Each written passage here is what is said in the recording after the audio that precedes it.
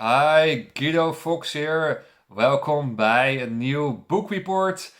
Today I want to discuss with you the second book, number two of Carl Jung. It's about the archetypes and the unconsciousness, the collective unconsciousness. I read it for you guys. I think nearly 300 pages. I highlighted the most important um, texts, and I want to discuss with you some interesting details, summarize some parts for you so that you have the core of this book, the essence of this book, so you don't have to read it anymore. Because I did it already for you. That is the value of this book reports. That is for me value as a coach, of course, that I read a lot, but also for you guys that you don't have to read whole the book anymore because I pick the essence out of it for you. I want to discuss with you something what Carl Jung was saying on page 8, and that is becoming an individual. And I tell to you that all the time, becoming an individual, becoming self employment, becoming self earning, that you earn your money yourself. I always hinting on that because then you become really an adult. And what I see in the career life of a lot of people is that they also searching for freedom.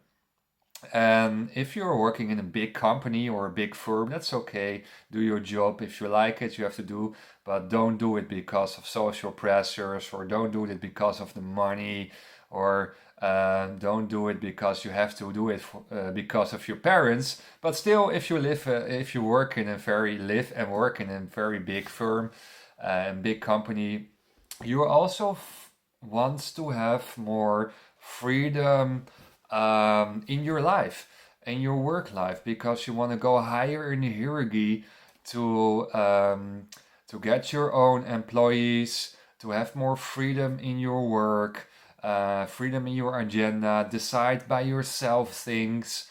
So everyone, or it is in a big firm or a big company, or you work for yourself or a small business or whatever, you're always searching for freedom. And I know that a lot of people wanted to start a business for her or herself, because that is the ultimate dream, right? That you have your own business, your own money, your own clients, and that you really become a self-secure guy or women.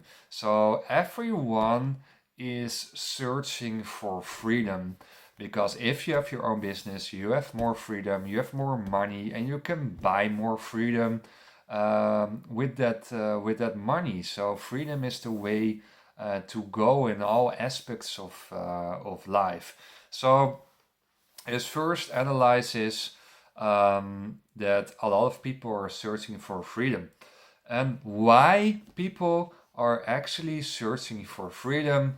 And that's the underlying mechanism. You want to raise up your consciousness. So, under freedom, I want to have more freedom. I want to get higher in the hierarchy of some club because I have more freedom, I have more control, I have more money, I can hire my own employees, I have then more money, and then, oh, what I should do with all those money? Then ultimate question is freedom. You want to buy free time to work on your consciousness levels. That's the most deepest part why people are searching for freedom in their career path. So freedom is the way to go because you want to have more consciousness. And what's the most funny part? People who invest their time in consciousness, in meditation, are becoming so free, are becoming so free of mind, that all that stuff of career or hierarchy is not needed anymore, because you found already your high consciousness. It is not a want anymore to go in a hierarchy organization and to go all those rungs and going higher and higher, because you found already the source in yourself. You found already the inner ecstaticness and the chakras. So there's no need to go back to society and follow all those paths. So Jung was right here.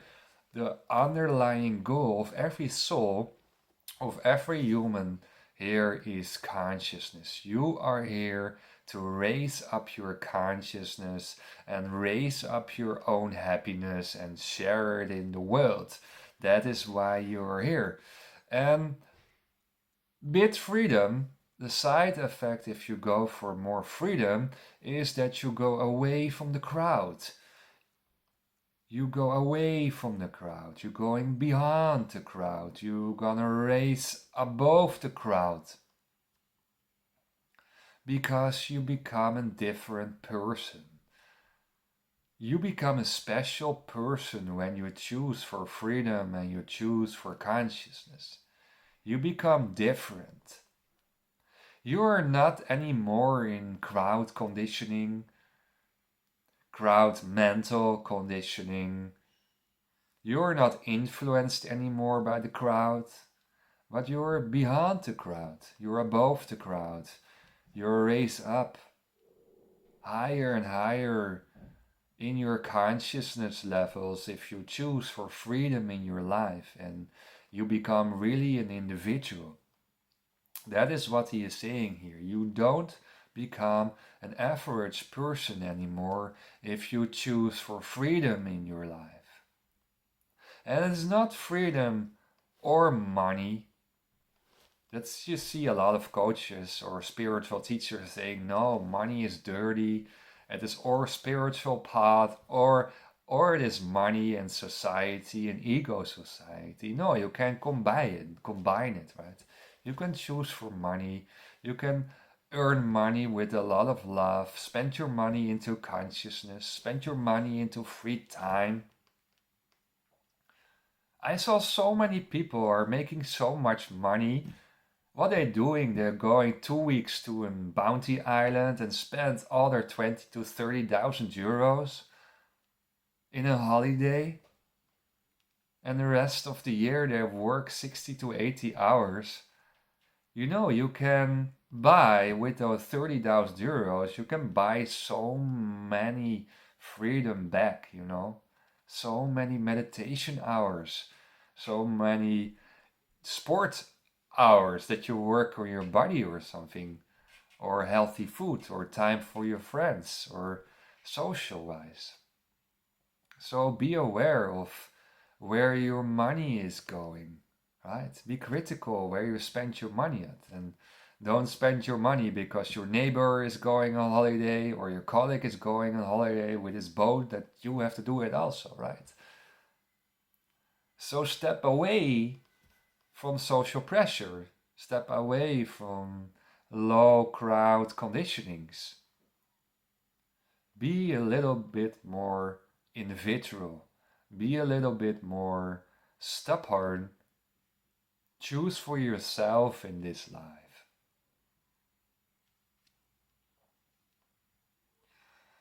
You become less predictable.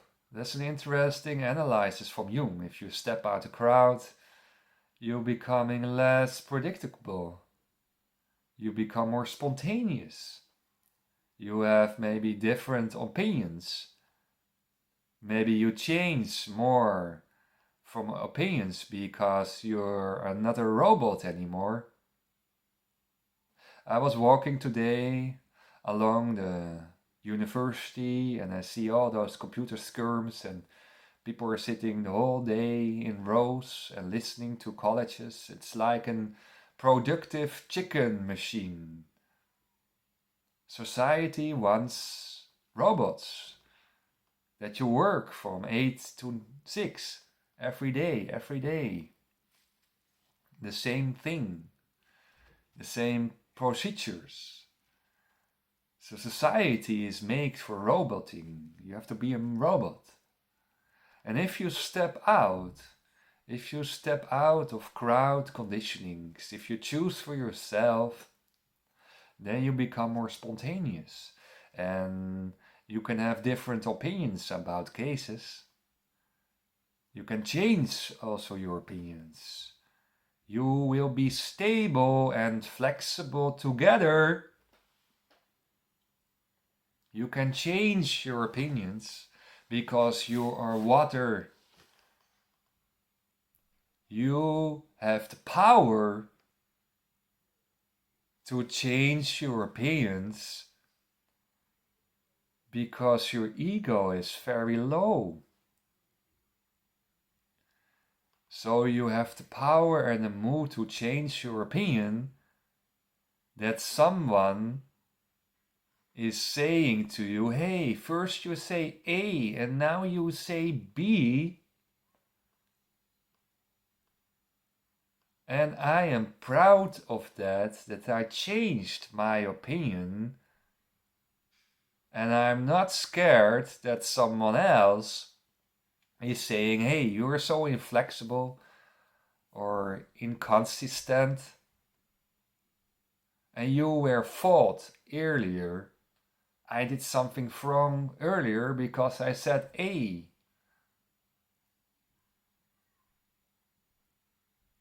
So you become more water. You become less robot. You become more and more flexible, relaxing, flowing, less rigid, less stiff. And you become less average. So many people are the same. If you look at mentally, I'm shocked. If I walk in town, and I walked in town so much in my life because of the social day love, and I analyze people, and guys, they're probably all the same. I think women are more different in behavioral patterns, personality than guys, but I see never a special guy or something. They're all the same in their clothes, but also in their mental behavioral patterns and their physical behavioral patterns. You become not special and happy if you be the same and the same person always. And this is an interesting one. The more you become an individual, the more you become self-secure, how more you become self-independent, how more you have a free will. You can decide for yourself what is wise to do and what is not wise to do. You choose for yourself, and you can choose more for yourself if you have a higher consciousness, because you will be not affected by all the crowd conditionings in your surroundings from your parents or the church or the family or the school systems or the professors in your life or your partner. You are wise enough to choose for yourself. So all the conditionings who are influencing your psyche, your mental status from society, school, church, family, society, and society is sick because 1 out of 4 have depressions. I am completely healthy. I'm completely happy. Society is drugs addicted, alcohol addicted, overstressed, burnout, whatever. We're living in a mental crisis.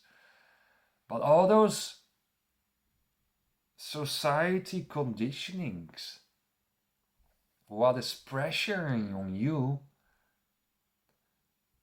they will widening your circle. They have less influence on you. Because your inner core, your inner ecstatic core, will push that destructive society pressures away.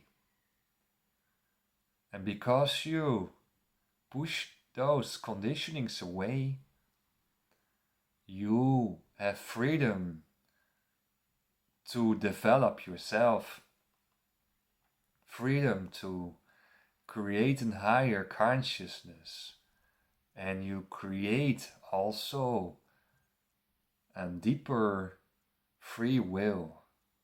So there is free will, but your free will is always related to consciousness. So there's a free will, but some people have a greater and stronger and wider, spontaneous, not rigged, not robot free will than others. The most people are still living in slave conditioning. Slave conditioning, and they will say, no, I don't live in slave conditioning, but they are so blind and unaware that they are living in slave conditioning. So the most people don't know that they're living in slave conditioning. And that is hard to tell or hard to mirror. But the most people, 90%, are living in slave conditioning. They are not free. They are mental not free. They think that they are free, but they are not free. So you live in a prison without knowing that you are living in a prison. So that is going on in this age and in this time. Page 17, and that is about the middle-age mental status, middle-age psyche. And that's an interesting one. In the Middle Ages, there was a kind of consciousness, and that was actually a very positive one, because in the Middle Ages, people were less roboting nowadays with all those computers, computer work, and 8 hours work, office days, and whatever. But in the Middle Ages, people let it go, everything to God. So if there was happening something bad in the life, then you say, oh, God will caring for us. So that's very easy, right? Or luck, you have luck, oh, God will give us luck. And that's a very interesting mechanism, because you can easily let go pain, luck, things you overcome in life.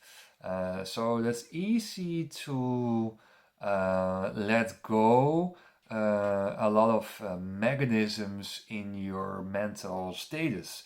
If you look into the mental status of the people in the Middle Ages, they were actually on a higher level than nowadays. Our mental status are far and far lower than in the Middle Ages, unless we had there more hunger, diseases, and that kind of things. People became less old than nowadays, but they were more happy in that ages than nowadays. And I think that's also because people were living more in the moment, right? If you can have a disease or you can die about 5 years, you going more tasting of the life in the moment. You will be more in the moment.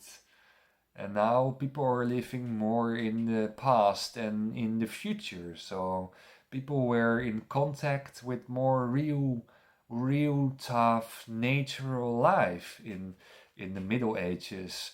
Um, so I think that is also a reason why people are more happy in the Middle Ages than in nowadays. We're living really in a mental crisis, a mental crisis, a mental consciousness crisis. And page 66, he talks about the massification of the soul, and it is a little bit connected with what I say earlier, is that it's disturbed our individual way of living. In the modern world, I have to say, in the modern world, we are going more into collective systems. So when you were in the Middle Age, you had a bakery, you had someone who was working on the land, you had someone who was making meat, cows on the fields, and someone was caring for your shoes, and someone was a barber shop, and of course you still barbers shops this way. What I want to tell is that we became more incorporate into big firms, into big collective institutions, and that starts with the school system, with all those classes, the high school, the universities, the big firms.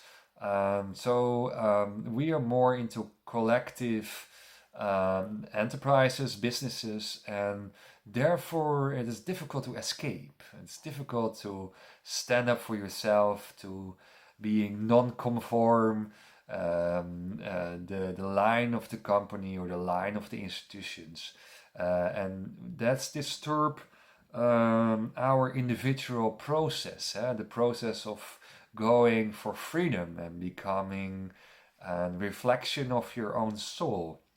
So he was warning us that the massification of souls, because in every human being there is a wonderful soul, there's a wonderful godly soul in our own being, and this soul will be disturbed by collective entities. And if you're doing that, and it's a very interesting analysis, then you kill culture. So his premise, zijn premise is that the massification of our souls will disturb culture because our individuality, our self-independency in work and career will stimulate culture. Look at all those painters, right? Van Gogh, Rembrandt van Rijn. They were all self-dependent painters, right? They explode the culture, they create culture, architects, right? So when we choose as society for more individual persons, enterprises, then it creates more culture. And he's saying also the massification of the soul is actually lowering the consciousness levels. So if there is creating a mass of people in a building, then the consciousness levels are going to average.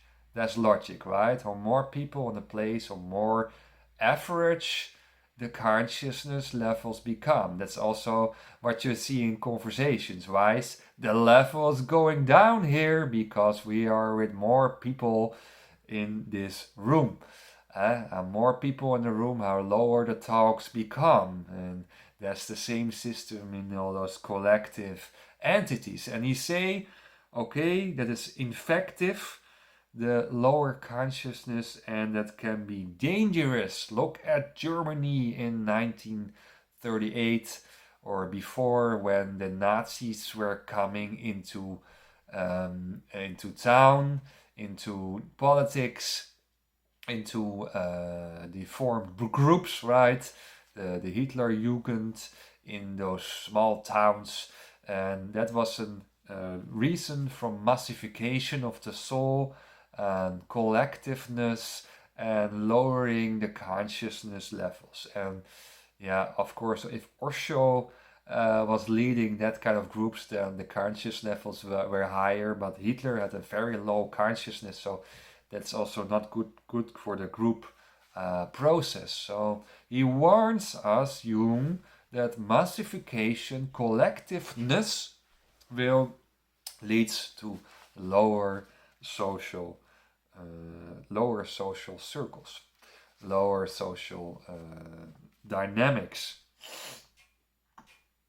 and group processing. Also be aware, if you want to become more individual and self-independent, is that you have to remove yourself from the collective unconsciousness. The collective unconsciousness. The collective unconsciousness is actually what is in your mind, what plays a role on instinctive fundament, instinctive reasons. So that's more animalistic. So more from the want, from the need. You know, I need food, I'm hungry, so as fast as possible I run to the supermarket and grab my food and run away. So that's the animal instinct. And what he is saying is that that collective unconsciousness and the wanting and the survival instinct, you can also saying that, is from building up from DNA on DNA and influenced each other from groups on groups on groups, on family, right? So all the history patterns are in you. So if you look at humankind, all those instinctive, animalistic aspects in your body, and we are now so far as humankind that we have still a little bit more brains in ourselves, but people are discussing about that, if that's true or not, that we are acting very animalistic still. If you see commercial stuff in stores or advertisements, what works well and what works not well is that people are really still in their animalistic approach from buying, oh, discount, okay, I buy it fast. But what you see is that he is saying we have to be aware of that animalistic mind and our collective unconsciousness and remove that. We have to be aware of it and also not agree with that animalistic behavior, but always think twice to come further in life. So the removal of the collective unconsciousness. So all those past souls in you, that past lives in you, and that past DNA on DNA and past group processing, we have to remove in this life, because you are watching my video now.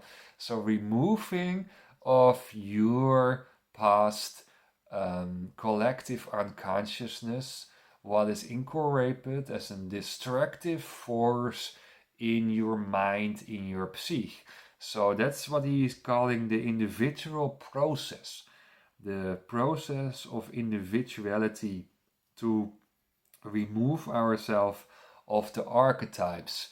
And the archetypes, he was famous, right? Jung and the archetypes. But I found it not really interesting, the archetypes. The archetypes is actually a complex and species of all those collective unconsciousness group processes in you. So the archetypes are in you, En dat is een afgeleide, dat is een substance of the collective unconsciousness. So that's very interesting. Then, if you are removing the archetypes in yourself of how to deal with, you can also say it like this, that the removing of the archetypes, the removing of your instinctive wanting behavior, grabbing behavior, you will be free from contradictions. You get a higher consciousness level, but you're also free from contradictions with conflict in yourself.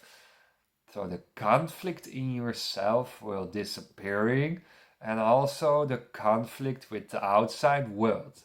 So everything become innocent childish. You become a child again, an innocent child. That's also from Nietzsche. Innocent child, you become relaxed, peaceful, because you solve all your contradictions in yourself, because that archetypes and the collective unconsciousness were into your psyche, and you solved that. You solved the contradictions in yourself. And DNA on DNA is the main course of this archetypes, the ground patterns of instinctive behavioral patterns.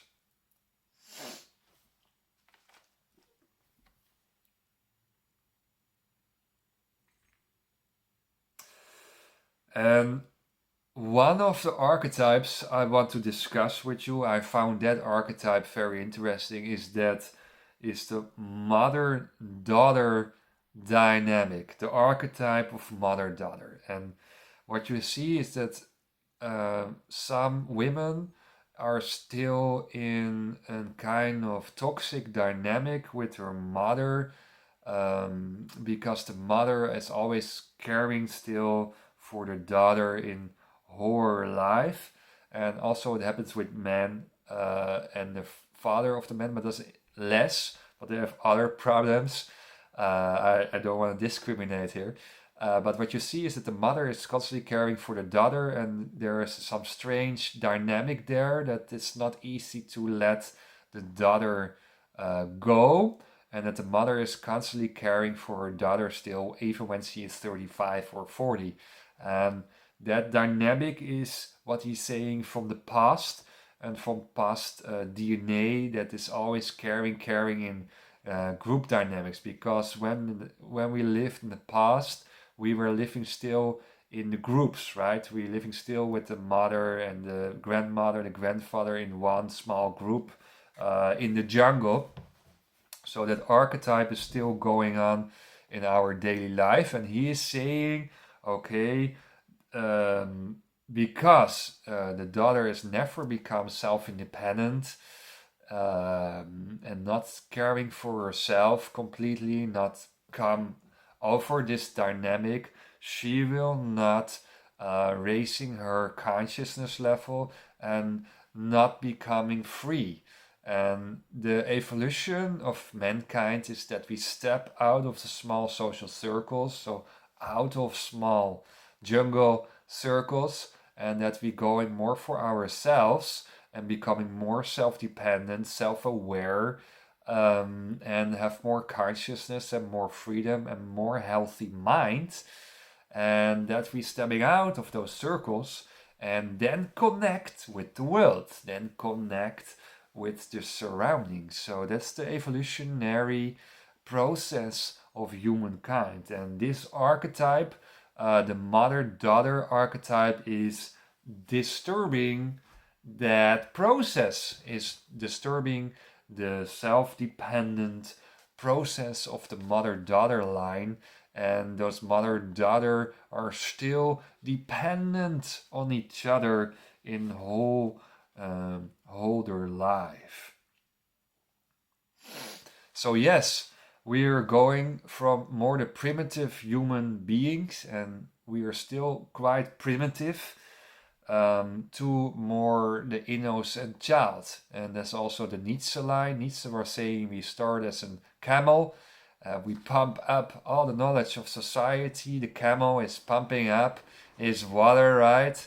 Water from the desert, from the oasis, from the water in the bubble of the camel, and that's what you're doing in as a person in society. And then you become a lion. If you become a lion and going against the social structuring, the social conditions, and you say, what the fuck is going on here, right? It's not good for my health to stay in these conditionings. So some become lions and stay fighting against the system, stay fighting about destructive society conditionings, and a few, and needs to say a few, becoming a child, an innocent child, and removing the contradictions in yourself, be out of conflict, and choose for love, peace, and peace in yourself, and peace in the surroundings, and peace to the outside world. So